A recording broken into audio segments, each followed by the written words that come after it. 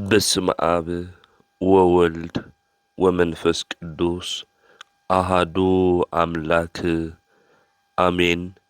ይትባረክ እግዚአብሔር አምላከ አበዊነ ለዘብጽሐነ እስከ ዛቲ ሰዓት ቅድሚ ኩሉ ልዕሊ ኩሉ ናብዛ ሰዓት እዚኣ ዘብጽሐና ናይ አቦታትና ናይ ቅዱሳን አምላኽ ናትና እውን አምላኽ ቅዱስ እግዚአብሔር ስሙ ዝተኸበረን ዝተመስገነን ይኹን።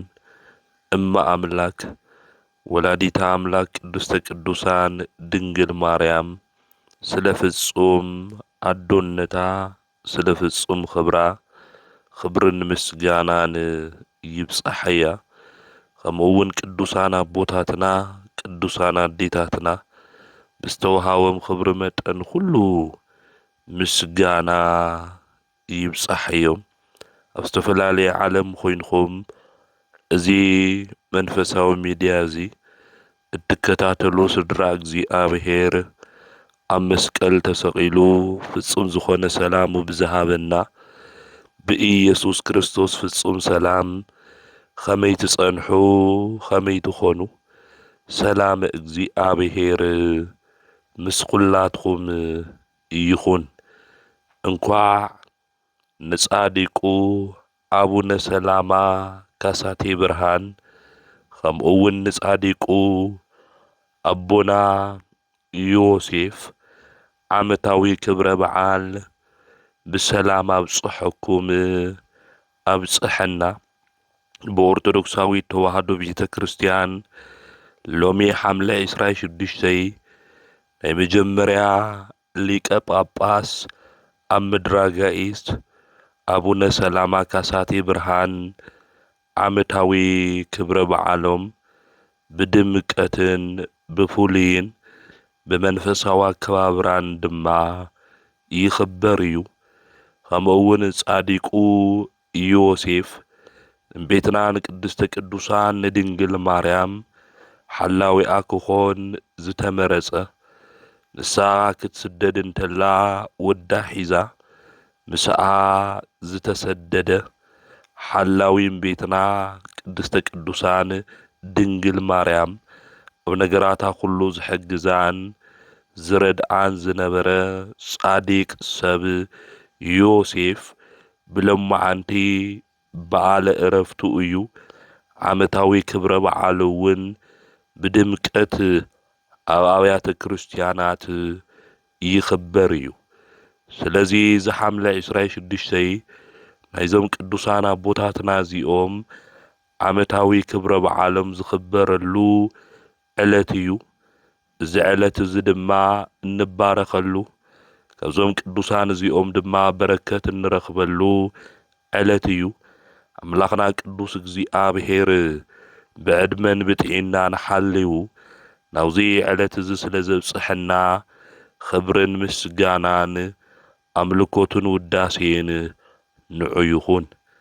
ኣብዚ ሎሚ ዘለና መርሃ ግብሪ ብፍላይ ድማ ኣብ ቅዳሴ ግዜ ዝንበቡ መልእኽትታት ከምኡውን ቅዱስ ወንጌል ክነስምዐኩም ኢና።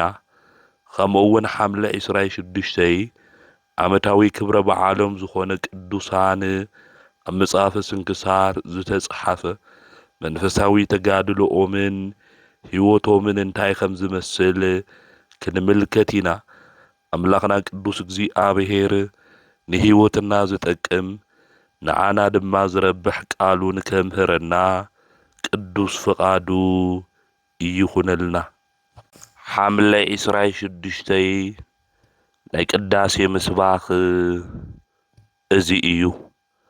ኣብ መዝሙረ ዳዊት ምዕራፍ 68 ቁጽሪ 31 ዘሎ ናይ እግዚአብሔር ቃል መኳንንቲ ካብ ግብፂ ክመጹ እዮም፣ ኢትዮጵያ ከዓ ቀልጢፋ ኣእዳዋ ናብ እግዚአብሔር ክትዝርግሕ እያ።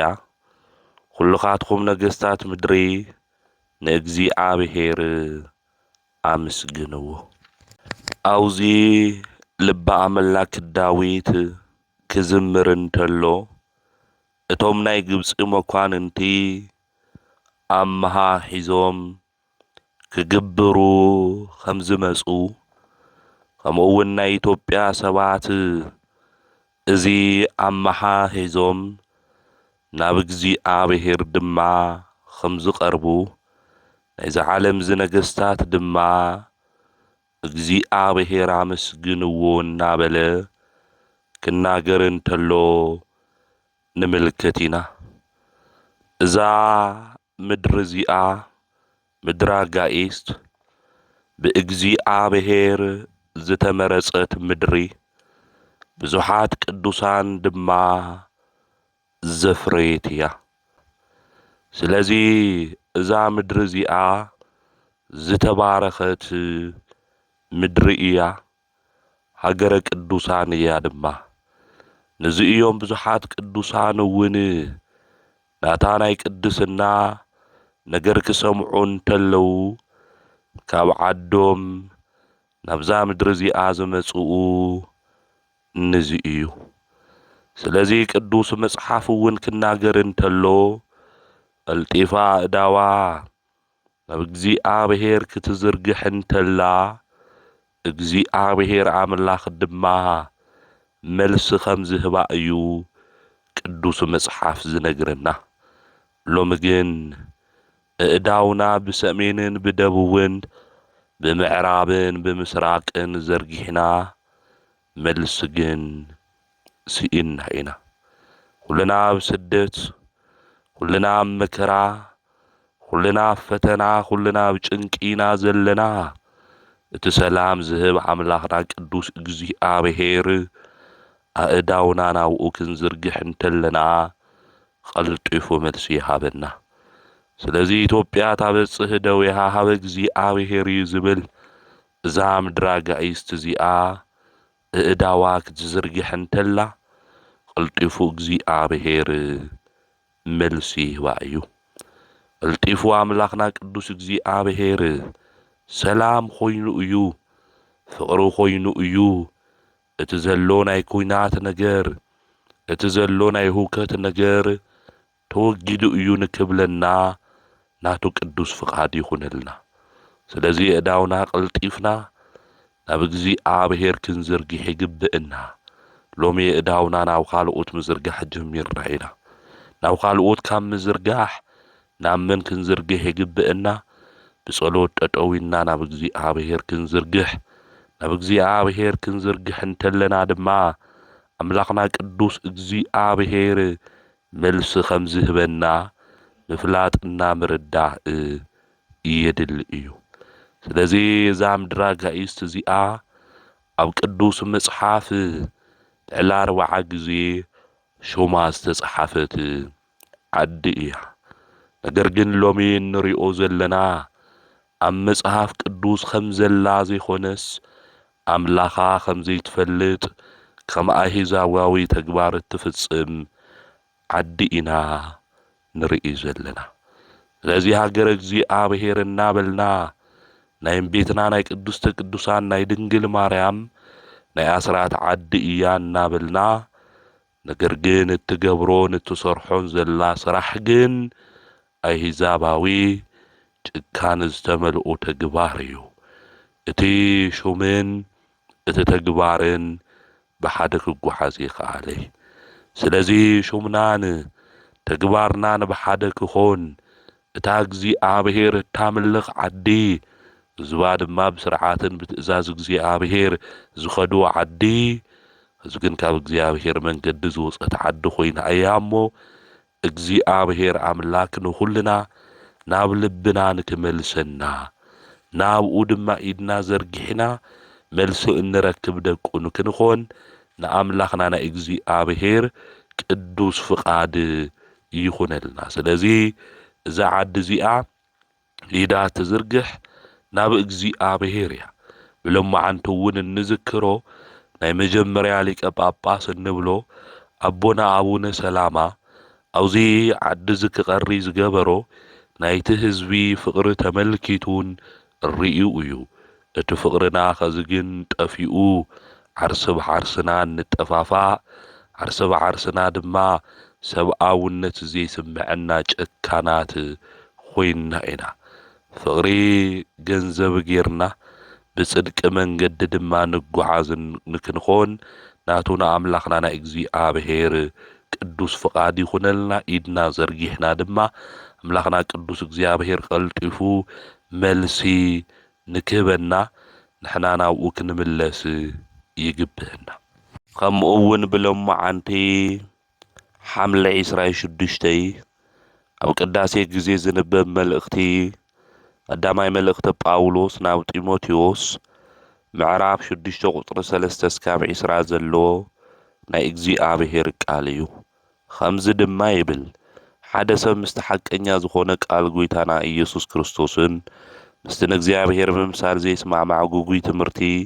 እንተምህረ ንሱ ብትዕቢት ዝተነፍሐ ሓንቲ ዘይፈልጥ ሰብ እዩ ንሱ ናይ ክትዕን ጉያቁን ጽምእ ዘለዎ ሕሙም ሰብ እዩ ካውዚ ከዓ ቅንኢ ባዕሲ ክፉእ ሓሳብ ጸርፊ ይመጽእ ኣብቶም እቲ ሓቂ ዘይብሎም ኣእምሮኦም ዝረኸሰ ሰባት ከዓ ዘየቋርጽ ጉያቕ ይፈጥር እዚኣቶም መንፈሳዊነት ናይ ምድራዊ ረብሓ መርኸቢ እዩ ዝመስሎም ዘለኒ ኣኽለኒ ንዝብል ግና ንእግዚኣብሔር ምምላኽ ብዙሕ ረብሓ ኣለዎ ናብዚ ዓለም እዚ ዘምጽኣናዮ የብልናን ካብዚ ዓለም እዚ ክንወስዶ ንኽእል ከቶ የለን እሞ ቀለብን ክዳንን እንተረኸብና ይኣኽለና እዩ እቶም ክህብቶሙ ዝደልዩ ግና ብዝጠፍእን ብዝበላሾን ሰባት ብዘጥልቅን ብዘስንፍን ብዝጎድእን ኣብ መጻወድያ ትምኒትን ፈተናን ይወድቁ ፍቕሪ ገንዘብ ናይ ኩሉ ክፍኣት ሱር እዩ እሞ ገሊኣቶም ብሰንኪ ህርፋን ገንዘብ ካብ መንገዲ እቲ እምነት ወፂኦም ንበዓልቶም ብዙሕ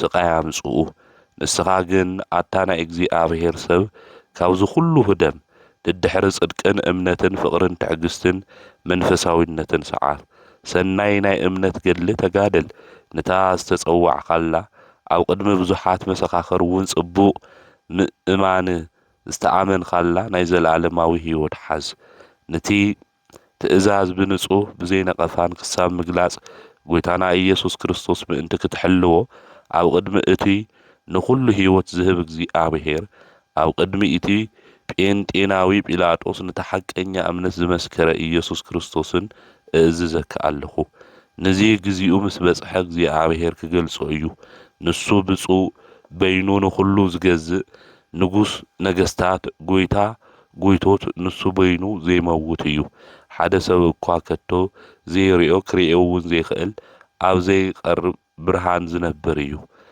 ንዕኡን ዘለዓለም ክብሪ ስልጣንን ይኹኖ ነቶም ኣብዛ ዓለም እዚኣ ዘለዎ ሃፋትም ከይዕበዩ ብቱይ ክሕጎሱ ኢሉ ኩሉ ብልግሲ ዝሃበና እግዚኣብሔር እምበር ብዝሓላፊ ሃብቲ ከይኣምኑ ኣዝዞም ገበርቲ ሰናይ ክኾኑ ብሰናይ ግብሪ ክህብትሙ ለጋሳትን ንምኽፋል ድልዋትን ክኾኑ ኣዝዞም ብዚ መንገዲ እዚ ናይ ሓቂ ህይወት ምእንቲ ክረኽቡ ኣብታ እትመጽእ ዓለም ጽኑዕ መሰረት ምእንቲ ክኾኖም ንርእሶም ሃብቲ ክእክቡ እዮም ኣብዚ ቅዱስ ጳውሎስ ንወዱ ንጢሞቴዎስ ክመኽሮ እንተሎ ኣብዚ ዓለም እዚ ክነብር እንተሎ ፍቕሪ እግዚኣብሔር ንክህልዎ ብፍቕሪ ገንዘብ ልቡ ወዲቑ ኣምላኹ ቅዱስ እግዚኣብሔር ክርስዕ ከም ዘይብሉ ዝመኸሮ ናይ መጽሓፍ ቅዱስ ክፍሊ እዩ ሎሚ ናይ ገንዘብ ፍቕሪ በርቲዕዎም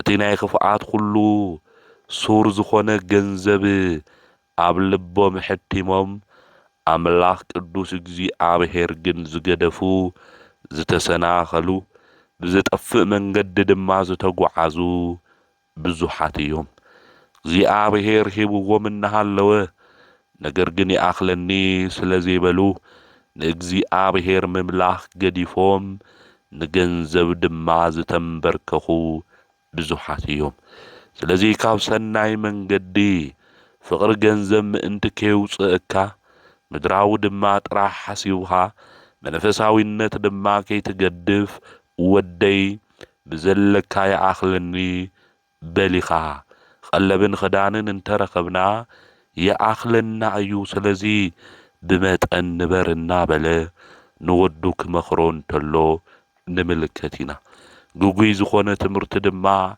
ዘምህሩ ሰባት እኒአው እዮም ካብኦም ድማ ተጠንቀቕ። እዞም ጉጉይ ትምህርቲ ዘምህሩ ሰባት ካብ ናይ ኢየሱስ ክርስቶስ ዘምህረና ቃል ወጻኢ እዩ። እዞም ሰባት እዚኦም ብትዕቢት ዝተነፍሑ ሓንቲ ድማ ዝፈልጥዎ ዘይብሎም ናይ ክትዕን ጉያቕን ጽምእ ዘለዎም ሕሙማን ሰባት ምዃኖም ቅዱስ ጳውሎስ ንወዱ ጢሞቴዎስ ክመኽሮ እንተሎ ንምልከት ኢና። ስለዚ እዞም ሰባት እዚኦም ካብ ትምህርቶም ዘምጽእዎ ቅንኢ በኣሲ ክፉእ ሓሳብና ጸርፊ እዮም ዘምጽኡ። ስለዚ እዚኣቶም ሕብረት ክትገብር የብልኻን እናበለ እዩ ንወዱ ክመኽሮ እንተሎ ዓውዚ እንምልከት።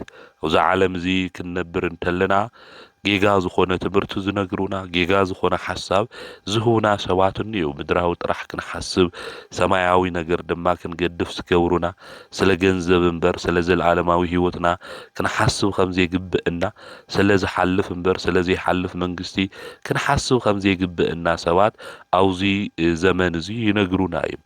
ብፍላይ ድማ ሎሚ ገንዘብ እንድሕር ሃልዩ ኩሉ ነገር ክገብር ይኽእል እየ ኢሎም ንርኽሰትን ንሓጢኣትን ገንዘብ እንድሕር ሃልይዎም ዝተዳለወ ኣእምሮ ዘለዎም ሰባት ብዙሓት እኒአው እዮም።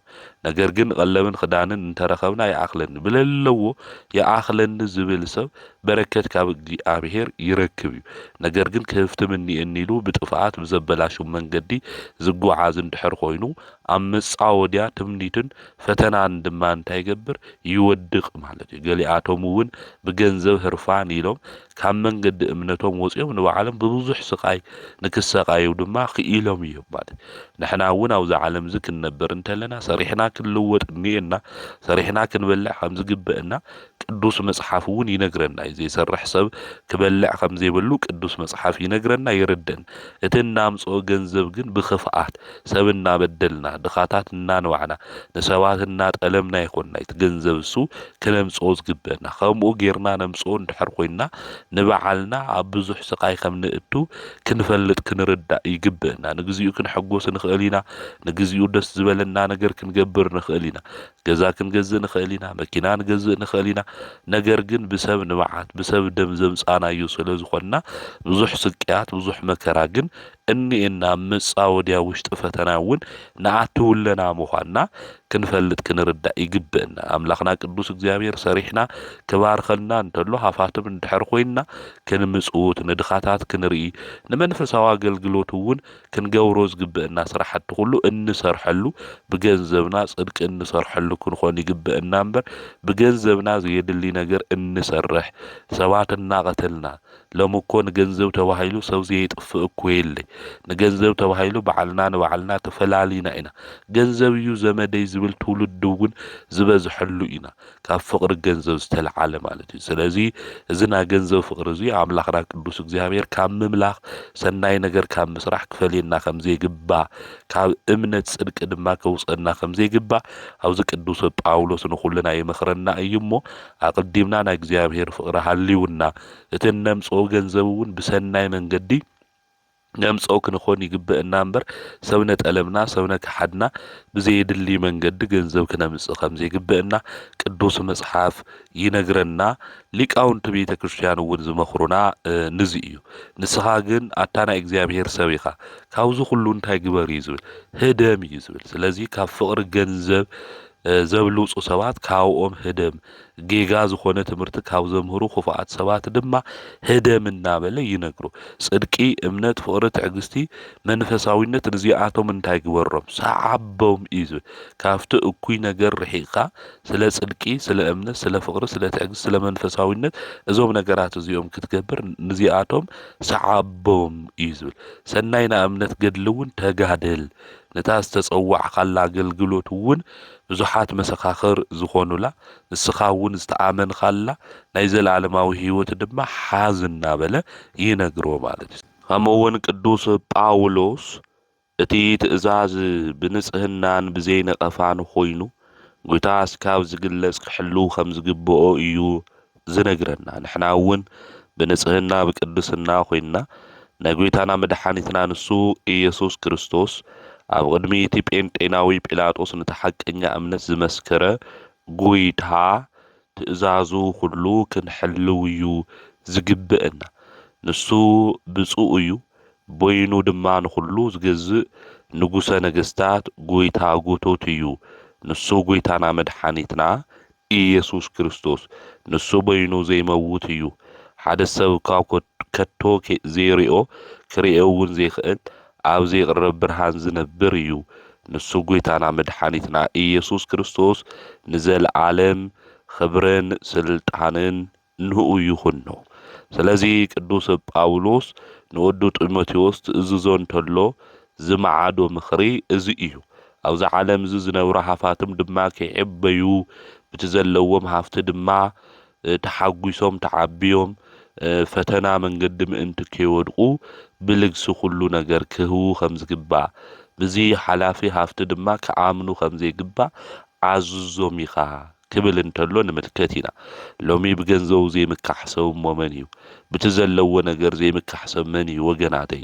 ኣነ ዝኒእኒ እዚ እናበለ ብትዕቢትን ብዘይድሊትም ክሕትን ዝጓዓዝ ብዙሕ ሰብ እኒኤው እዩ ቅዱስ ጳውሎስ ግን ብዛ ሓላፊ ሃፍቲ እዚ ክንኣምን ከምኡ እውን ክንምካሕ ከም ዘይብልና ይነግረና ገበርቲ ሰናይ ክንኾን በቲ ዘለና ነገር ብሰናይ ግብሪ ድማ ክንህፍትም ከም ዝግባእ ይነግረና ለጋሳት ክንኾን ንሰባት እውን ክነካፍል ከም ዝግበአና ይእዝዘና ይነግረና እምበር በቲ ዘለና ነገር ተመኪሕና ክንዕበይ ከም ዘይግባእ ቅዱስ ጳውሎስ ይመኽረና እዩ ይነግረና እዩ ማለት ስለዚ ካብ ሃምዚኦም ዝበሉ ተግባራት ሁሉ ርሒቕና ብናይ ጽድቂ መንገዲ ንሰባት እውን እናሐገዝና ከም ዝፈቅደልና ነገር ሁሉ አምላክ ቅዱስ እግዚአብሔር ሁሉ ስራሕ እናገበርና ሁሉ ስራሕ ድማ እናፈጸምና በህይወት ዘመንና ሁሉ ናይ ጽድቂ ተግባርን ስራሕን ልክንሰርሕ ንአምላኽና ናይ እግዚአብሔር ቅዱስ ፍቃድ ይኹነልና ከምኡውን ኣብ ቅዳሴ ጊዜ ሐምሌ 26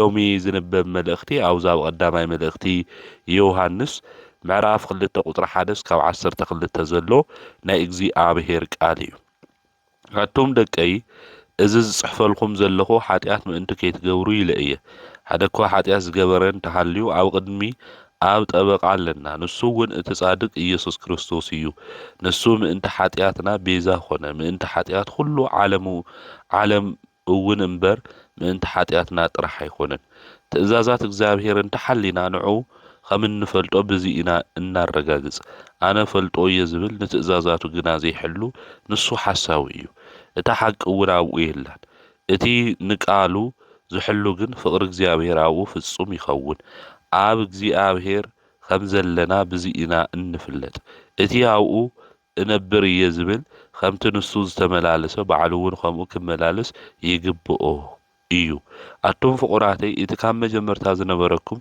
ናይ ቀደም ትእዛዝ እምበር ሓድሽ ትእዛዝ ኣይኮነን ዝጽሕፈልኩም ዘለኹ እቲ ናይ ቀደም ትእዛዝ ከዓ እቲ ዝሰማዕኩም ቃል እዩ መሊሰ ብኡ በኣኻትኩም ሓቂ ዝኾነ ሓድሽ ትእዛዝ ዝጽሕፈልኩም ኣለኹ ጸልማት ሓሊፉ ድሮ እኳ ብርሃን ሓቂ የብርህሎ ኣብ ብርሃን ኣለኹ ዝብል ንሓው ግን ዝጸልእ ግና ኣብ ጸልማት እዩ ዘሎ እቲ ንሓው ዘፍቅር ኣብ ብርሃን እዩ ዝነብር ኣብኡ እውን መዐንቀፊ የለን እቲ ንሓው ጸልእ ግና ኣብ ጸልማት እዩ ዘሎ ኣብ ጸልማት እውን ይነብር ጸልማት ንዕንቱ ስለ ዝዕውሮ ድማ ናበይ ከም ዝኸድ ኣይፈልጥን እዩ ስለ ቃሉን አምላኽና ናይ እግዚአብሔር ስሙ ዝተኸበረን ዝተመስገነን ይኹን አውዚ ቅዱስ ዮሐንስ ወንጌላዊ ክናገር እንተሎ ኃጢአት ምእንቲ ከይትገብሩ እዚ ነገር እዚ ጽሕፈልኩም ኣለኹ እናበለ ሓዱሽ ትእዛዝ ክጽሕፍ እንተሎ ንምልከት ኢና ኃጢአት እኳ እንተገበርና ኣብ ቅድሚ ኣብ ጠበቃ ኣለና ንሱ እውን እቲ ጻድቅ ኢየሱስ ክርስቶስ እዩ ይብል እዛ ቃል እዚኣ ሒዞም ብዙሓት ሰባት እዛ ጠበቃ እትብል አማላዲ ናብ ዝብል ቀይሮም ጐይታ ንሱ መድኃኒት ኢየሱስ ክርስቶስ ፈራዲ ዝኾነ አምላክ ንሱ አማላዲ እዩ እናበሉ ዝናገሩ እኒኤው እዮም አውዚ ግን ዝናገር ዘሎ ጠበቃ እዩ ዝብል ጠበቃ ማለት ድማ አማላዲ ለማን ማለት ይኾነ ጠበቃ ማለት ዝኾነ ሰብ ወንጀል ክሰርሕ እንተሎ ዝኾነ ነገር ክብድል እንተሎ ወይ ከዓ ክኽሰስ እንተሎ ናብ ፍርድ ቤት ክኸድ እንተሎ ብዛዕባ እቲ ሰብ እሱ ዝከራኸር ማለት እዩ ስለዚህ ንሕና ሓጢኣት ክንሰርሕ እንተለና በደል ክንገብር እንተለና ንዓና ዝከራኸረና ንዓና ድማ ዝረድአና ንሱ ጎይታና መድሓኒትና ኢየሱስ ክርስቶስ ምዃኑ እዩ አውዙ ዝናገር። ኣብ ትንቢተ ዘካርያስ መጽሓፍ ክናነብብ እንተለና ሰይጣን ንኢያሱ ክኸሶ እንተሎ ንምልከት ኢና። አውዚ ግዜ ዝግን አምላኽና ቅዱስ እግዚአብሔር ስለ ኢያሱ ክናገር እንተሎ ስለ ኢያሱ ክከራኸረሉ እንተሎ ንምልከቲና ቅዱስ መጽሓፍ እውን ይነግረና እዩ ማለት እዩ። ሰይጣን ንዓና ከውድቀና ንዓና ክድብሬና ክብል እንተሎ አምላኽና ንሱ ኢየሱስ ክርስቶስ ከም ዝሕግዘና ከም ዝረድአና ዝናገርና መጽሓፍ ቅዱስ ክፍሊ እዩ ማለት እዩ። ስለዚ ጠበቃ ማለት ስለ ናትና ነገር ሁሉ ዝከራኸር ዝሕግዘና ዝረድአና አምላኽና ንሱ ኢየሱስ ክርስቶስ እዩ። ብናዮ ሓገዝ እሱ እናረድአና ኢና አውዚ ዘመን ዝውን ንመላለስ ዘለና ቃሉ እውን ንሰምዕ ዘለና። ስለዚ ጠበቃ ማለት አማላዲ ማለት ዘይኾነስ ዝከራኸር ማለት እዩ።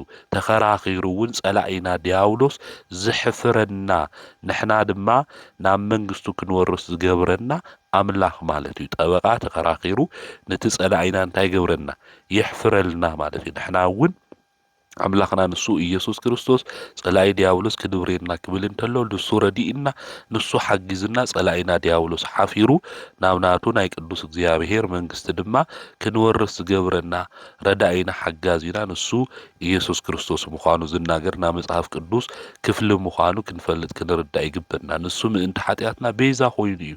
ምእንቲ ሓጢአትና ሁሉ ንዓለም ከም ዘድሐነ እውን ቅዱስ መጽሓፍ ይናገር። ናይ ዓለም መድሓኒት መድህን ዓለም ምዃኑ እውን ይነግረና እዩ ማለት። ስለዚ ሕጉ ትእዛዙ ክንሕልው እንተለና ንሰንፍ ኢና ንወድቕ ኢና። ጸላይ ዲያብሎስ ፈተና የምጽእ እዩ።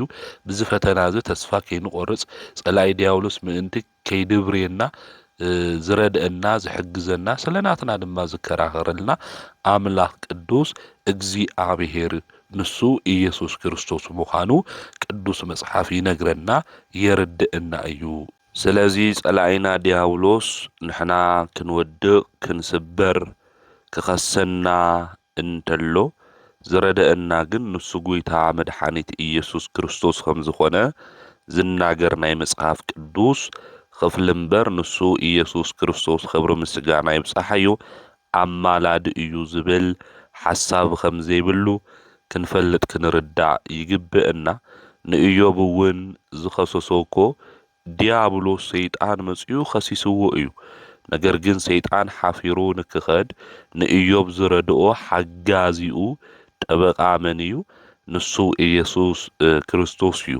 ኣብ ካሊእ ዓለማት እውን ክንርኢ እንተለና ጠበቃ ኮይኑ ፈራዱ እውን ከም ዘሎ ኣብ ቤት ፍርዲ ሊቃውንቲ ቤተ ክርስቲያን ሓደ መጻሕፍቲ እውን ይነግሩና እዮም ማለት እዩ።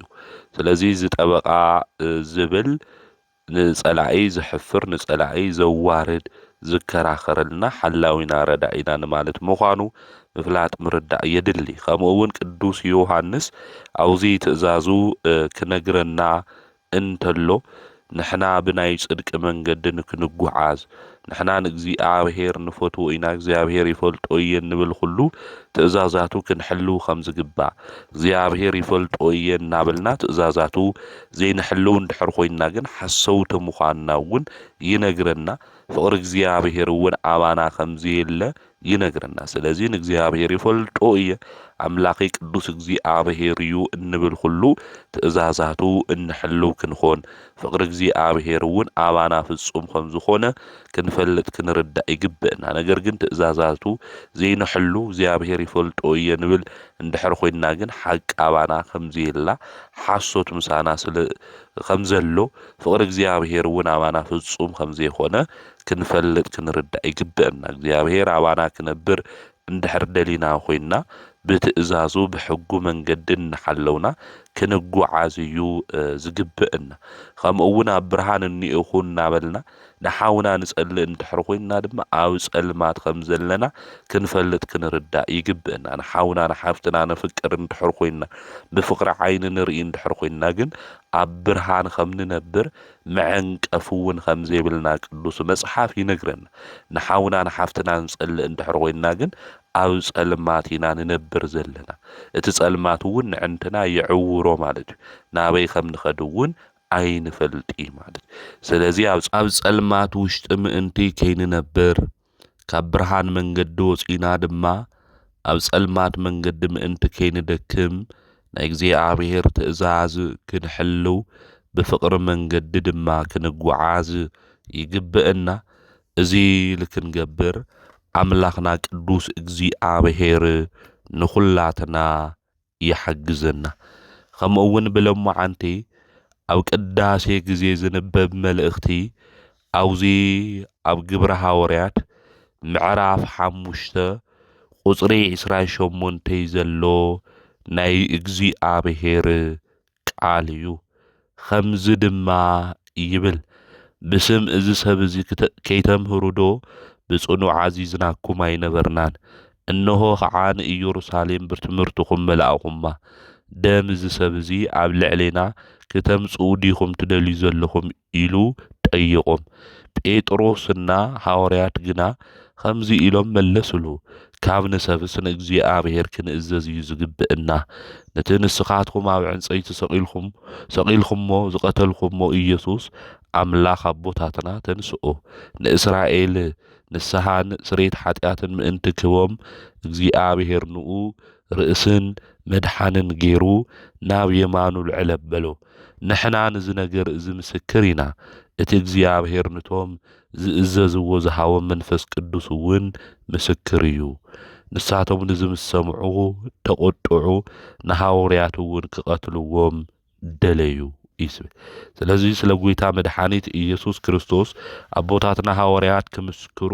እንተለው አፍተ ጊዜ እሱ ግን ስለ ጌታ መድኃኒት ኢየሱስ ክርስቶስ ሹም ክሰምዑ ዘይደልዩ አይሁድ ንምንታይ ዝትገብሩ ብዛዕባ ዝክተምህሩ የብልኹሚ ክብሉ እንተለው አቦታትና ሐዋርያት ግን ስለ ጌታ መድኃኒት ኢየሱስ ክርስቶስ እናመስከሩ ወንጌል የምህሩ ከምዝነበሩ ዝነግረና ናይ መጽሐፍ ቅዱስ ክፍሊ እዩ ብለማዓንቱውን ዓመታዊ ክብረ በዓሎም እንዝክሮም ቅዱስ ሊቀ ጳጳስ ናይ መጀመርያ አቡነ ሰላማ ካሳቴ ብርሃን ስለ ወንጌል ዘምህሩ ካብ ጸልማቱውን ንብዙሓት ናብ ብርሃን መንገዲ ዘምጽኡ ብዚ ቅዱስ ቃል እዚ እዩ ምኡውን ብለማዓንቲ ኣብ ቅዳሴ ጊዜ ዝነበብ ና ወንጌል ክፍሊ ወንጌል ማቴዎስ ምዕራፍ 1 ቁጽር 18 እስካብ 25 ዘለ እዩ ልደት ኢየሱስ ክርስቶስ ከምዚ እዩ እንኦ ማርያም ንዮሴፍ ተሓጽያን ተላ እንተ ተቃረቡ በመንፈስ ቅዱስ ጠኒሳ ተረከበት ሕጽያ ዮሴፍ ግና ጻዲቅ ስለ ዝነበረ بحوك حرقا دا حسبن بركة قالس عيدلين زن حسبن تلون نهو ملعك اجزي عبهير بحلم ترايو همزد ما بلو يوسيف ود داويت اتيك عبعاز ولد بمنفس قدوس يمو نحس اتخا مريم موسى داي تفرح ودك تولديا نسون هزوك او حاتياتهم كدحنم يمو سمو إيسوس كتبلو إخا إذا خلو زخون دما اتي اجزي آبهير بنبي انهو دنقل كتسأنس ودوون كتولديا سمو خعامانيل كبهاليو ترقمو دما اجزي آبهير مسانا مالت ييلو زتزارو مئنت كفتسأميو يوسيف دما كاودك آسو تنسيو خمت ملعك اجزي آبهير زعزو زجبره نحس ايتو مريم دما وسيدو بخرو وداك ساب اتولد اي فلتان ኢየሱስ ኢሉ ድማ ሰመዮ ስለቅ አሉና አምላኽና እግዚአብሔር ስሙ ዝተኸበረን ዝተመስገነን ይኹን አውዚ ናይ መጽሐፍ ቅዱስ ክፍል ዝነግረና ብዛዕባ ናይ ጎይታና መድኃኒትና ኢየሱስ ክርስቶስ ልደቱ እዩ ከምኡውን ዮሴፍ ንቤትና ቅድስተ ቅዱሳን ድንግል ማርያም ሓላዊኣን ክኾን ከም ዝተሓረየ ከም ዝተሓፀየ ድማ ይነግረና እዩ። እምቤትና ቅድስተ ቅዱሳን ድንግል ማርያም ዮሴፍ ሕፁያ እዩ ክንብል እንተለና ሓላዊኣን ክኾን ከም ዝተመረፀ እዩ ቅዱስ መጽሓፍ ዝነግረና። እዚ ዮሴፍ እዚ አረጋዊ እዩ። እዚ ዮሴፍ እዚ ድማ ጻዲቅ ምዃኑ ቅዱስ መጽሓፍ ይነግረና። እሜትና ቅድስተ ቅዱሳን ድንግል ማርያም ብግብረ መንፈስ ቅዱስ ድማ ጸኒሳ ተረኸበት። አውዚ ጊዜ እዚ ቅዱስ ዮሴፍ እሜትና ንድንግል ማርያም ብሕውእ ድማ ክሓድጋ ደለየ። መልአከ እግዚአብሔር ድማ ተገለጸሉ። እዚ ነገር እዚ እናሓሰበ እናሃለየ ዮሴፍ ወዲ ዳዊት እዩ ዝብለና ቅዱስ መጽሓፍ ናይ ዳዊት ዘርኢ ስለ ዝኾነ፣ ስለዚ ካብኣ ዝውለድ መን ምዃኑ እቲ መልአከ እግዚአብሔር ክናገር እንተሎ ካብኣ ዝውለድ መንፈስ ቅዱስ እዩ እሞ ንሕፂትኻ ማርያም ምውሳድ ኣይትፍራሕ፣ ወድክ ትወልድ እያ፣ ንሱ ንህዝቡ ካብ ሓጢአቱ ከድሕኖም እዩ። ስለዚ ካብ ሓጢአትና ኩሉ ዘድሕነና መድኃኒት ንሱ ኢየሱስ ክርስቶስ ከም ትወልድ ንቅዱስ ዮሴፍ እዚ መልአክ እዚ ተናጊሩዎ እዩ። ከምኡ እውን ትንቢት ተነጊሩ እዩ። ነቢዩ ኢሳይያስ እነሆ ድንግል ክትጸንስ እያ፣ ወዲ ክትወልድ እያ፣ ስሙ ከዓ አማኑኤል ክበሃል እዩ፣ ትርጉሙ ድማ እግዚአብሔር ምሳና ማለት እዩ ኢሉ ዝተዛረቦ ምእንቲ ክፍጸም እዩ። ስለዚ ትንቢተ ነቢያት ምእንቲ ክፍጸም መድኃኒት ንሱ ኢየሱስ ክርስቶስ ብህቱም ድንግልና ተጸኒሱ ብህቱም ድንግልና ክውለድ እዩ ኢሉ እዚ መልአከ እግዚአብሔር ንቅዱስ ዮሴፍ ነጊርዎ እዩ። ብድሕሪ እዚ ቅዱስ ዮሴፍ ድማ ተረጋጊዑ እዩ ማለት እዩ። ብሕውእ ክሓድጋ ሓሲቡ ነይሩ። እዚ ጻዲቅ ሰብ እዚ መልአከ እግዚአብሔር ድማ መድኃኒት ንሱ ኢየሱስ ክርስቶስ ካብኣ ዝውለድ መን ምዃኑ ነጊርዎ እዩ። በኽሪ ወዳስ ካብ ትወልድ ኣይፈለጣን ብድሕሪኡ እውን የፈለጣን ማለት እዩ። ስለዚ ቤትና ቅድስተ ቅዱሳን ድንግል ማርያም ዝወለደቶ ንሱ ጎይታ መድኃኒት ኢየሱስ ክርስቶስ ጥራሕ እዩ። ካብ ኢየሱስ ክርስቶስ ወጻኢ ድማ ድንግል ማርያም የወለደት እዩ ማለት። ስለዚ በኽሪ ወዳስ ካብ ትወልድ ኣይፈለጣን ብድሕሪኡ እውን ፈሊጥዋ ማለት ይኾነ። ሜልኮል እስካብ ትሞት የወለደት እዩ ዝብል። ስለዚ ምስ ሞተት ከወሊዳ ድዩ ማለት ድዩ ይኾነ እስከ ለለዎ ፍጻመ እንዮ እስከ ዘይብሉ ፍጻመ ድማ እንዮ ማለት። ስለዚ ክሳብ እትወልድ ዝብል ምስ ወለደት እውን የፈለጣይ ከም ማለት ምዃኑ ቅዱሳት መጻሕፍቲ ይነግሩና የረድኡና እዮም ማለት እዩ። ስለዚ ቅዱስ ወንጌል ዝነግረና ስለ ቅዱስ ዮሴፍ ናይ ድንግል ማርያም ሓላዊኣ ንክኾን ዝተሓፀየ ዝተመረፀ ከም ዝኾነ ኣብ ኩሉ ነገራ ድማ ንድንግል ማርያም የግልግላ ከም ዝነበረ ቅዱስ መጽሓፍ ይነግረና። ከምኡ እውን ዮሴፍ ጻዲቅ ምዃኑ እውን ቅዱስ መጽሓፍ ክምስክረሉ እንተሎ ተመልኪትና ኢና። ቅዱስ ዮሴፍ መን እዩ?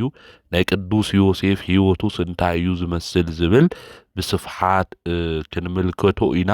ከዚ ግን ቀዲምና እንሪኦ ዓመታዊ ክብረ በዓሉ ብለመዓንቲ ዝኾነ አቦና ጻዲቁ ናይ መጀመርያ ሊቀ ጳጳስ አቡነ ሰላማ ካሳቴ ብርሃን እዩ። እዚ አቦና እዚ ናይ መጀመርያ ሊቀ ጳጳስ እዩ። ብዙሓት ስርዓት እውን ዝሰርዐ ቅዱስ አቦና እዩ። በዓለ ዕረፍቱ እዩ ሐምለ 26 ዓመታዊ ክብረ በዓሉ እውን እናኽብሮ ንዚ እዩ።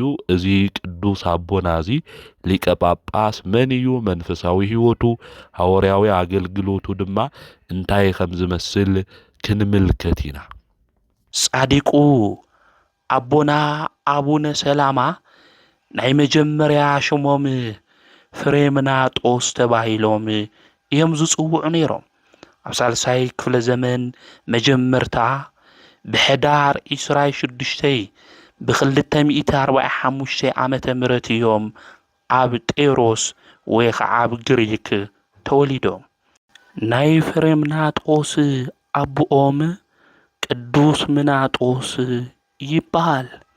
አዲኦም ድማ ቅድስት ማርያም ሰናይት ይበሃል።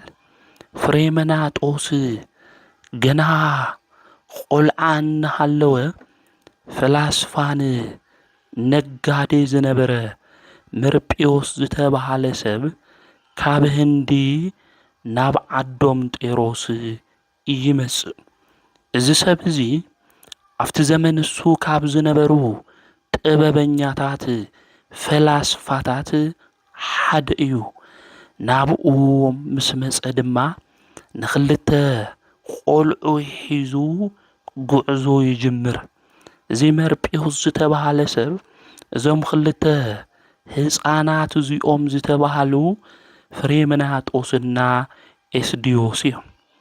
እዚኦም ክልተ ህፃናት እዚኦም ሒዙ ድማ ናብ ኣፍሪቃ ይመጽእ። ናብ ኣፍሪካ ክመጽእ እንተሎ ድማ ኣብ ዓድና ኣብ ኣክሱም ድማ ንጉስ ዝነበረ ንጉስ ታዜር እዩ። ብጃልባ ገይሮም ናብ ዓድና ክሳገሩ እንትብል እንተለዉ ሽፍታታት ኣብ መንገዲ ረኺቦሞም ኣብታ መርከብ ዝነበሩ ኩሎም ድማ ቀተልዎም።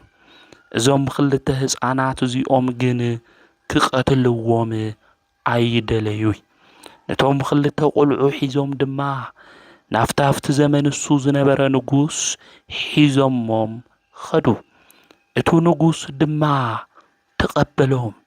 ምስ ረኣዮም ድማ መንፈሳዊ ጥበብ ከም ዘለዎም ተረዲኡ ክመሃሩ ከም ዘለዎም ድማ ገበረ። ምስ ተመሃሩ ድማ ንኤስድዮስ ከምኡ እውን ንፍሬምናጦስ እቲ ንጉስ ሾሞም። እዚ ንጉስ እዚ ታዜር ናይ ኢዛናና ሳይዛና ኣቦኦም እዩ። ተቐቢሉ ሹመት ድማ ሂቡ ኣብ ቤተ መንግስቲ ድማ ክቕመጡ ገበሮም። ኢዛናና ሳይዛና ገና ህፃናት እናሃለዉ ግን ኣቦኦም ንጉስ ታዜር ዓረፈ። ኣካለ መጠንስ ካብ ዝበጽሑ ድማ ፍሬመናጦስ የምህሮም ነበረ። ዘምህሮም ድማ ስለ ነገረ ክርስቶስ እዩ ዘምህሮም ነይሩ። ስለ ናይ እግዚኣብሔር ቃልና ትምህርቲ ይምግቦም ነይሩ። ናይ ክርስትና እምነት ዓድና ብ34 ዓመተ ምህረት ኢና ብጀንደርባው ባኮስ ተቐቢልና። ነገር ግን ስርዓተ ቁርባን፣ ስርዓተ ቅዳሴ፣ ስርዓተ ክህነት ዝፍጽም ጳጳስ ግን ኣይነበረናን። ክርስትና ካፍተን ካልኦት ቀዲምና ዝተቐበልና ኢና። ኣብ ሓዱሽ ኪዳን ጥራሕ ይኾነን ብብሉይ ኪዳን እውን እግዚኣብሔር ነምልኽ ኢና ነርና። ንእግዚኣብሔር እውን መስዋዕቲ ነቕርብ ኢና ነርና። ነዚእያ ንግስተ ሳባ ናብ ንጉስ ሰሎሞን ትኸድ እንተላ ናይ ኣምላክ ሹም ዝጸውዐት መስዋዕቲ ኦሪት እውን ንፍጽም ነርና ኢና። ነዚ ምስክር ዝኾነና ኣብ ኣክሱም ታቦተ ጽዮን መስዋዕቲ ነቕርበሉ ዝነበርና ናይ ኦሪት እስካብ ኸዚ እንኦ እዩ። ስለዚ ብብሉይ ኪዳን ኾነ ብሓዱሽ ኪዳን እግዚኣብሔር ኣምላክ ብምምላኽ ቀዳሞት ምዃንና ክንፈልጥ ክንርዳእ ይግበን። ስለዚ ክርስትና ሃይማኖት ቀዲሙ እዩ ናብ ዓድና ኣትዩ ነይሩ። እዚ ክርስትና ሃይማኖት እዚ ግን ኣብ ኣክሱም ኣከባብን ኣብ ዓድና እዩ ብስፍሓት ነይሩ እምበር ናብ ካልኦት ቦታታት ብስፍሓት ክርስትና ሃይማኖት ኣይነበረይ። ኣብ ዓድና ግን እግዚኣብሔር ነምልኽ ነርና። ናይ ክርስትና ሃይማኖት እውን ኣፍታ ናይ መጀመርያ ክፍለ ዘመን ኢና ተቐቢልና። ነገር ግን ስርዓተ ኣምልኮትና ክፍጽሙልና ዝኽእሉ ክህነት ድማ ክህብ ዝኽእል ጳጳስ ኣይነበረናን።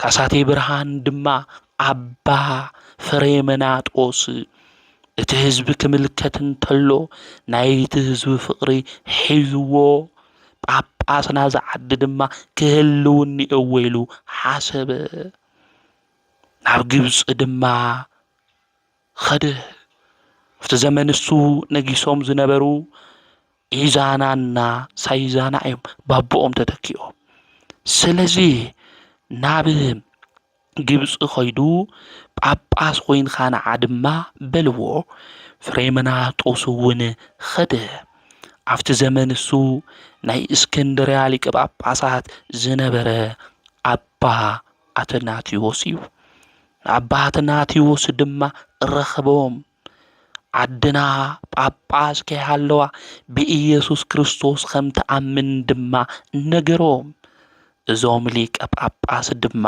ተደነቁ በአቡነ አትናቴዎስ ጵጵስና ተሸሞም ኣባ ፍሬምናጦስ ናብ ዓድና መጽኡ ናይ ዓድና ከምኡውን ናይ ኢትዮጵያ ናይ መጀመርያ ጳጳስ አቡነ ሰላማ ካሳቴ ብርሃን እዮም ናይ መጀመርያ ጳጳስ እሶም እዮም ካብ ብፁዕ አቡነ አትናቴዎስ ዝተሾሙ ንሶም እዮም ንኢዛና ሳይዛና ድማ አጥሚቆሞም አብርሃ ወአጽባ ኢሎም ድማ ስመ ክርስትና ሃውዎም ኢዛና ሳይዛና ናይ መጀመርያ ሾሞም እዩ ደሓር ምስ ተጠመቁ ድማ አብርሃ ወአጽባ ኮይኖም ነገስተ ዓለም እንብሎም ማለት እዩ ናባ ፍሬምናጦስ አባ ሰላማ ሊቀ ጳጳስ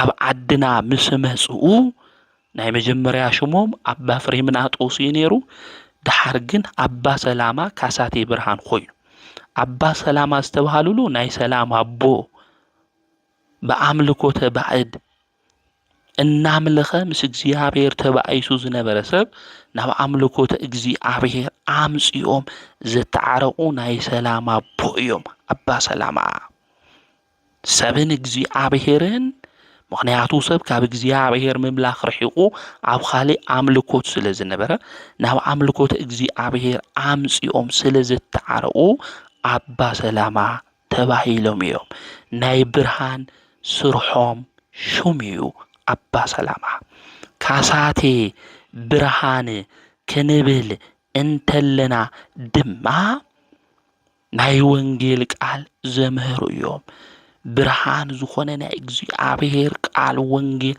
አምሂሮም ሰባት ካብ ጽልማት ናብ ብርሃን ክመጹ ስለ ዝገበሩ ካሳቴ ብርሃን ተባሂሎም ብተግባሮም ተጸውዖም እዮም ስለዚ ናይ መጀመርያ ጳጳስ አባ ሰላማ ካሳቴ ብርሃን እዮም አባ ሰላማ ካሳቴ ብርሃን ካብ ዝሰርሕዎም ስራሕቲ እንታይ እዮም ክንብል እንተልና ወንጌል ምምሃር እዩ እቲ ናይ መጀመርያ ስርሖም ዝነበረ ወንጌል ምምሃር እዩ ብርሃን ዝኾነ ቃል እግዚአብሔር ናይ ነፍስና ልሳን ዝኾነት ወንጌል ብትብዓት ዘምህሩ እዮም አባ ሰላማ ወንጌል ተዓጢቆም ንህዝቡ ሁሉ ዝመገቡ እዮም ሰባት ኣብ ጸልማት መንገዲ ኮይኖም ብኃጢአት መንገድን ዝነበሩ ሰባት ከንጽሖም ከምኡውን ናብ ብርሃን መንገዲ ከምጽኦም ዝኽእል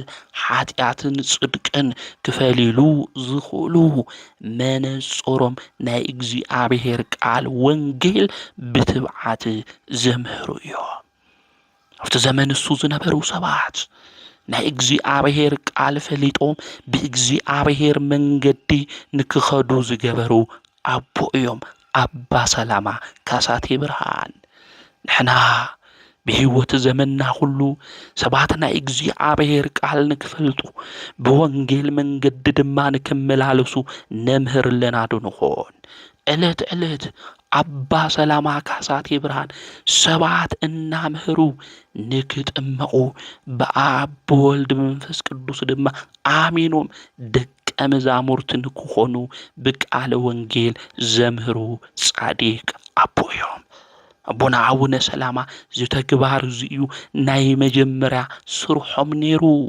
ሰብ ድማ ካብ ጸልማት ካብ ኃጢአት ካብ ርኩሰት መንገዲ ወፂኡ ናብ ዘድንቕ ደስ ናብ ዝብል ብርሃን ወንጌል መንገዲ ናብ ዝቐንዐት ሃይማኖት ድማ ይምለስን ይመጽን ነይሩ። ብዙሓት ሰባት ድማ ካፍቲ ዘቃጽል ሕማቕ ዝኾነ ህይወት ወፂኦም ደስ ናብ ዝብል ብርሃን መንገዲ ክመላለሱ ይገብሩ ነይሮም። ዕለት ዕለት ተግባሮም እዚ እዩ ነይሩ። ብዙሓት ነብሲ ድማ የድሕኑ ነይሮም። ጻዲቁ አቦና አባ ሰላማ ናይ እምነት ፍርኦም እቲ ሓደ እዚ እዩ። ቅዱስ ጳውሎስ ድማ አቦታትኩም ዘክሩ ናይ እምነት ፍርኦም እናተመልከትኩም ምሰልዎም ኢሉ ነጊርና እዩ። ስለዚህ እዞም ቅዱሳን እዚኦም ስለ ክርስቶስ ወንጌል ስለ መንግሥተ ሰማያት እዮም ዝሰብኹ ነይሮም። ደቂ ሰባት ብምንታይ መንገዲ ናብ ክርስቶስ መንገዲ ናብ ክርስቶስ መንግሥቲ ክኣትዉ ከም ዝኽእሉ ዝሰብኹን ዘምህሩን እዮም ነይሮም። ናይ እምነት ፍርኦም እዚ እዩ። ንሕና እንታይ ንመስል? ህይወትና እንታይ እዩ ዝመስል? ተግባርና እንታይ እዩ ዝመስል? አቦታትና ብዝቐመጡልና አቦታትና ብዘምኸሩና ብዝቐንዐ መንገዲ ናይ እግዚአብሔር ቃል ብርሃን ዝኾነ ወንጌል ዶ ንኸድለና? ስለዚህ ምስትውዓል ልቢ ምባል የድሊ እዩ። አውዚ ዘመን ዝኮ ወንጌል ብዘይ ምምሃርና ናይ እግዚአብሔር ቃል ብዘይ ምንጋርና ትውልድ እኮ ይጠፍእ እዩ። እቲ ትውልድ አበ እዩ እኒሆ? እቲ ያቅድሙ ወንጌል ዝተሰበኸሉ ትውልዲ ናይ ቅዱሳን ፍረ ደቂ ዝኾነ ትውልድ ኣብ ምንታይ መንገዲ እዩ ዘሎ?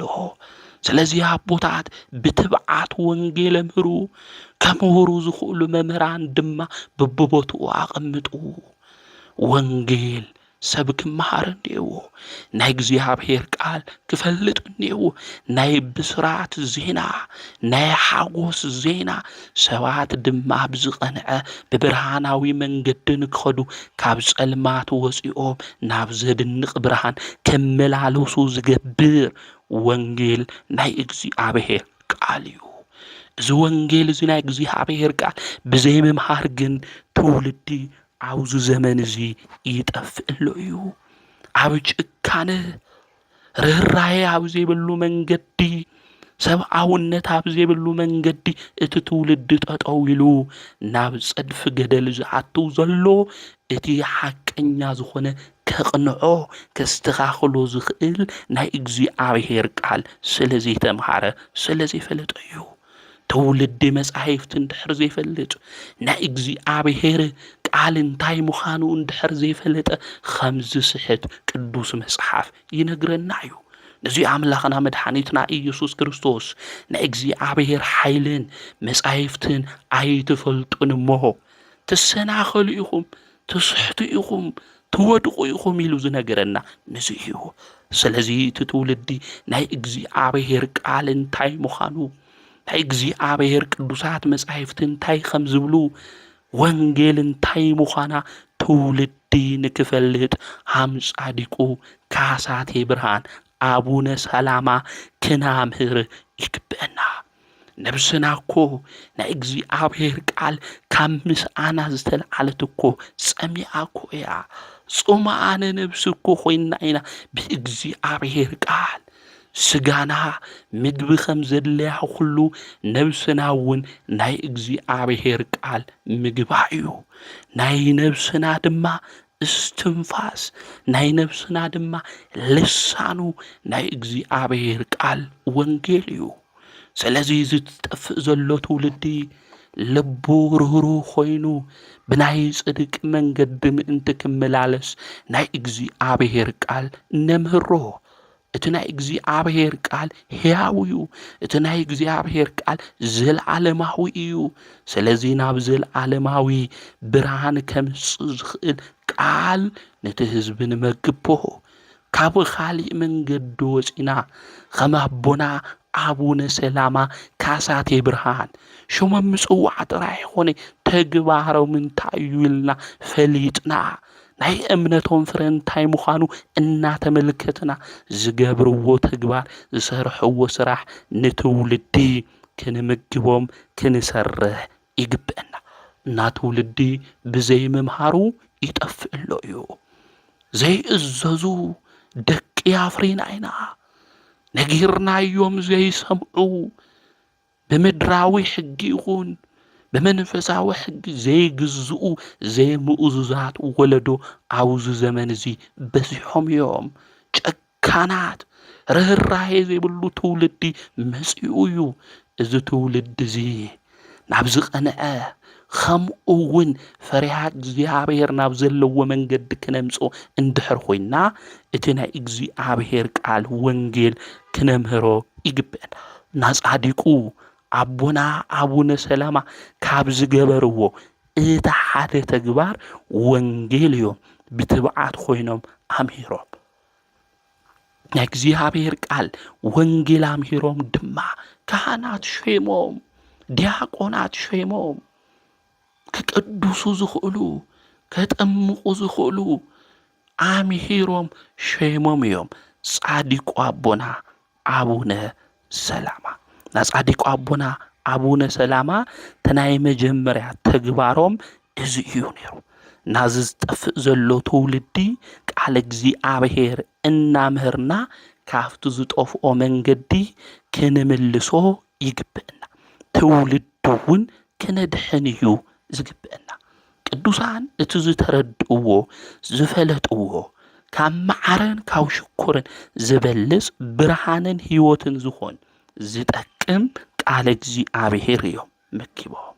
መድኃኒትና ንሱ ኢየሱስ ክርስቶስ እውን ብዮሐንስ ወንጌል ምዕራፍ 4 ክናነብብ እንተለና እኮ እታ ዝጸምአት ነብሲ ሳምራዊት ዝኾነት ሰበይት እኮ መኺርዋ ገሲጽዋ ቁኑዕ ካብ ዝኾነ መንገዳ እውን ክትምለስ ገይርዋ።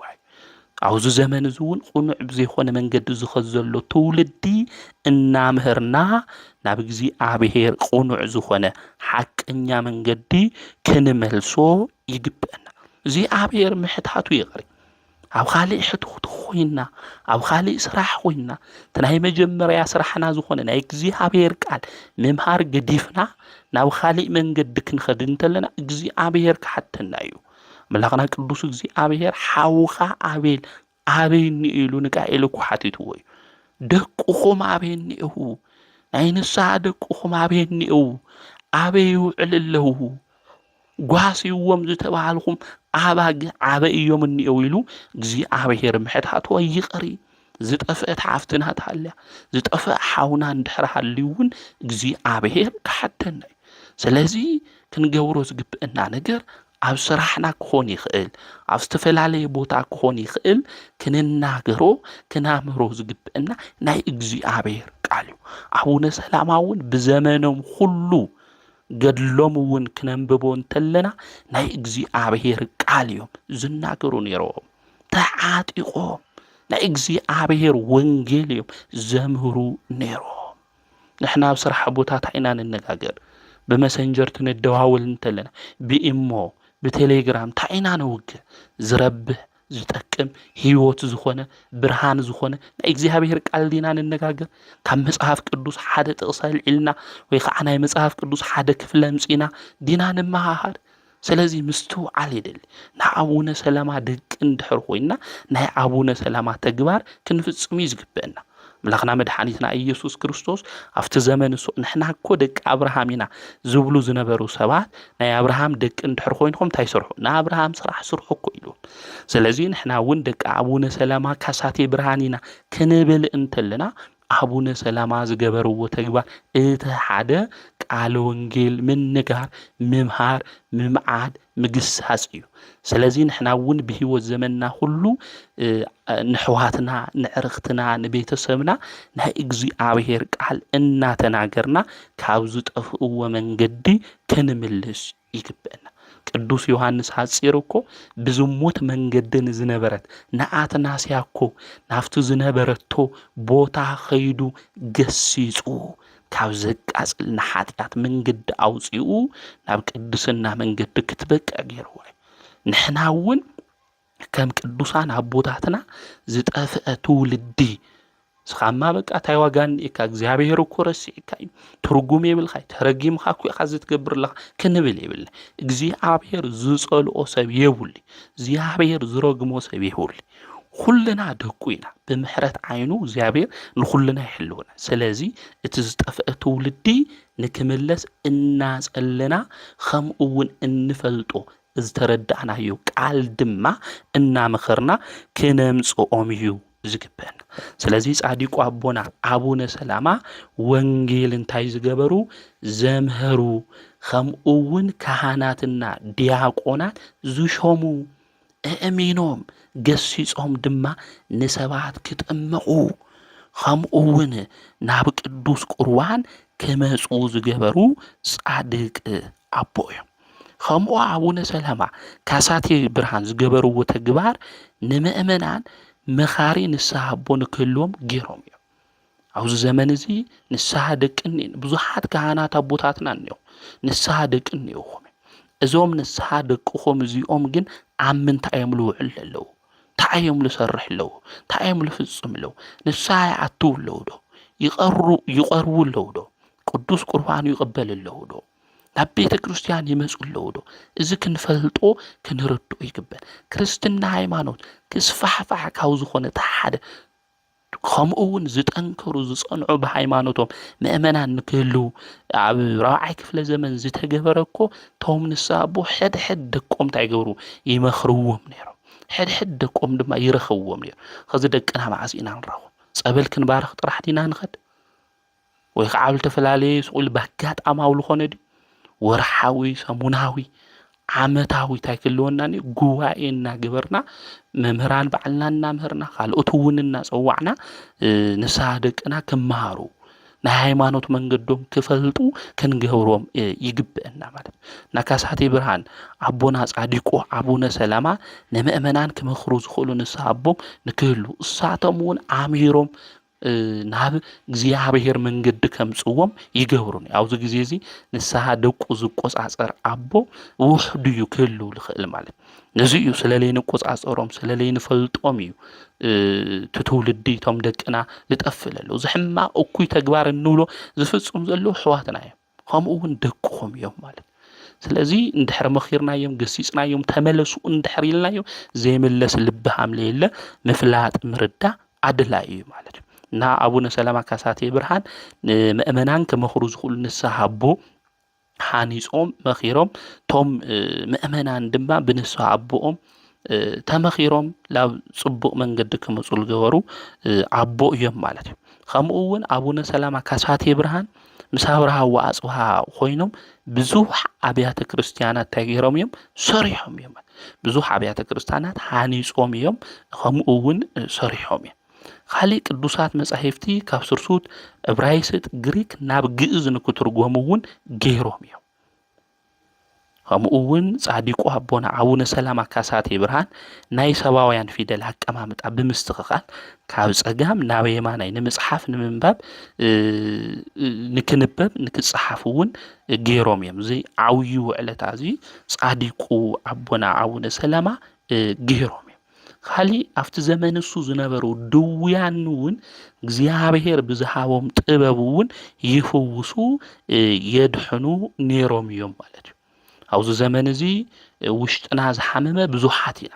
ናይ ነፍሲ ሕማም ዝሓዘና ብዙሓት ኢና ስለዚ ናይ ነፍሲ ሕማም ዘለና ኩልና ድማ ከንጽሁና ከምኡውን ናብ እግዚአብሔር መንገዲ ከቕርቡና ና ሰማይ ድማ መፍትሒ ቁልፍ ዘለዎም ዝተውሃቦም ካህናት ድማ ክንኸድ ይግብአና ማለት እዩ ስለዚ አቦና ካሳቴ ብርሃን ኣብ ዓድና ኮይኑ ተምስኡ መጽኡ ዝነበረ ቤተሰቡ ኤድስዮስ እኳ ናብ ዓዱ ክምለስ እንተሎ አቦና አቡነ ሰላማ ግን ኣብ ዓድና ጸኒሖም ናይ ዓድና ቋንቋ ባህሊ ፈሊጦም ሊቀ ካህናት እንበረም ልባህል አሙራደ ቃል ግዕዝ አምሂሩዎም ኣብ ዓድና ኮይኖም ናይ ክርስትና ስርዓት እውን ኣስፋሕፊሖም ናይ መጀመርያ ሊቀ ጳጳስ ኮይኖም እውን ብዙሓት ካህናት ልሾሙ ጻዲቅ አቦ እዮም አቡነ ሰላማ ካሳቴ ብርሃን ማለት እና እታ ትክክለኛ ዝኾነት ሓቀኛ ዝቐንዐት ሃይማኖት እውን ኣምሂሮም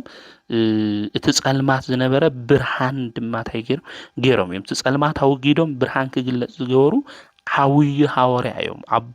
ኣቦና ኣቡነ ሰላማ ካሳቴ ብርሃን ኣቦና ኣቡነ ሰላማ ካሳቴ ብርሃን ኣብ ዓድና ብስፍሓት ወንጌል ዘመሩ ኣብያተ ክርስቲያናቶም እውን መብዛሕትኡ ኣብ ትግራይ እዩ ዘሎ ናብ ኣቦ ሰላማ ካሳቴ ብርሃን ማለት ናብ ኣቦና ማለት እዩ። ስለዚ ገዳሞም ከምኡ እውን ንኣቡነ ሰላማ ኣካሎም ቅዱስ ዝኾነ ኣካሎም ዝርከበሉ ኣብ ተንቤን እዩ። ኣብ ቆላ ተንቤን ኣቡነ ሰላማ ገዳም እዩ ማለት እዩ።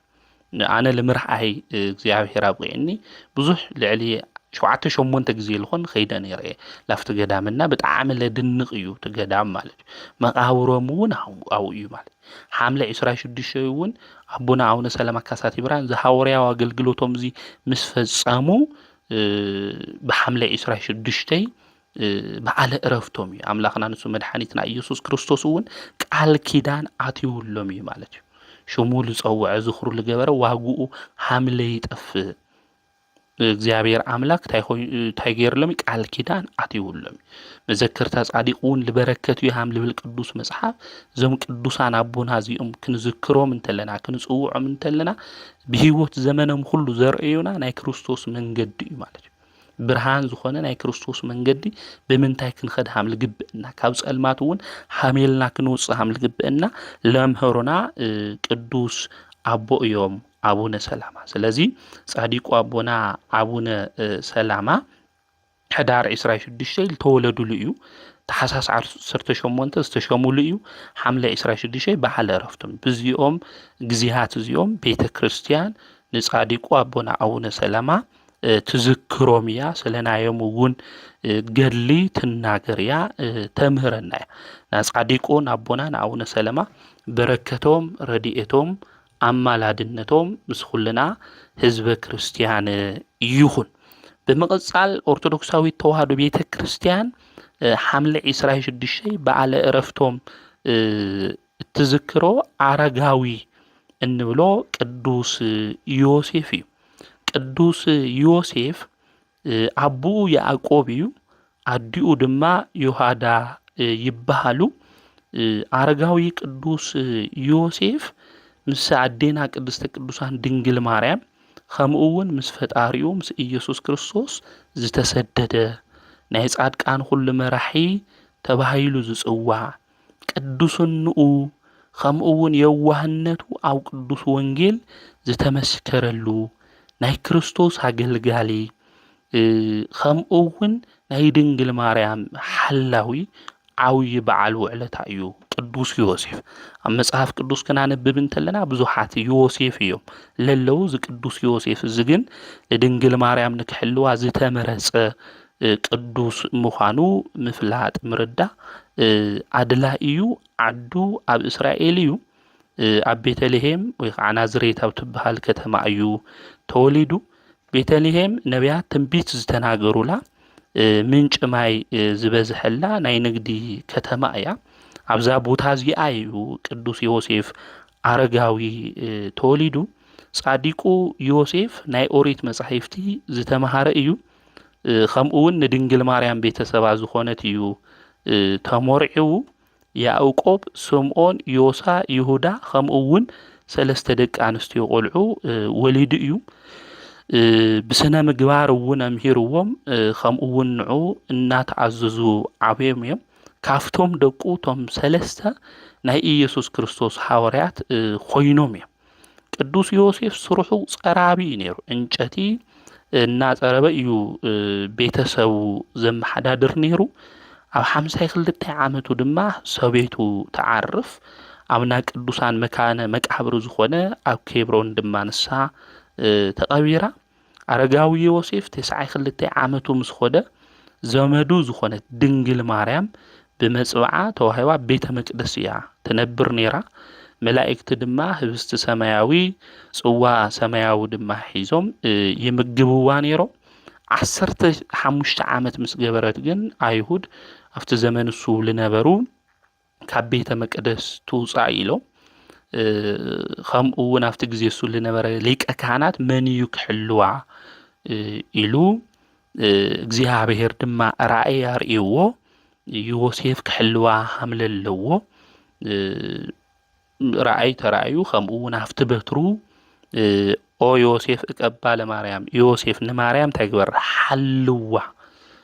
ሓልዋ ማርያም ንምውሳድ እውን ኣይትፍራሕ ተባሂሉ ተመልአኩ እውን ነጊርዎ ብእግዚኣብሔር መንፈስ ቅዱስ ተመሪጹ ተሓርዩ ቤትና ድንግል ማርያም ድማ ንክሕልዋ ናይ እግዚኣብሔር ፍቃድ ኮይኑ ናብ ገዝኡ ሒዝዋ ኸይዱ እዩ ቤትና ቅድስተ ቅዱሳን ድንግል ማርያም ብመንፈስ ቅዱስ ግብሪ መድኃኒት ዝኾነ ኢየሱስ ክርስቶስ ድማ ጸኒሳ እያ እናም ቤትና ቅድስተ ቅዱሳን ድንግል ማርያም ጸኒሳ ትወልድ ተላ ቤተልሔም እውን ምስኣ ነይሩ እዩ ኣብ መከራኣ ኩሉ እውን ኣይተፈለየ ብኩሉ ነገር እውን ኣገልጊልዋ እዩ ሄሮድስ ብምንቀኝነት ንኢየሱስ ክርስቶስ ንክቐትል ከሳድዶም እንተለውን ሽማግለ ኮይኑ ነገር ግን ናብ ግብፂ ምስኣ ተሰዲዱ እዩ ብዙሕ መከራ እውን ተቐቢሉ እዩ ማለት እዩ ናል ጎይታና መድሓና ኢየሱስ ክርስቶስ እውን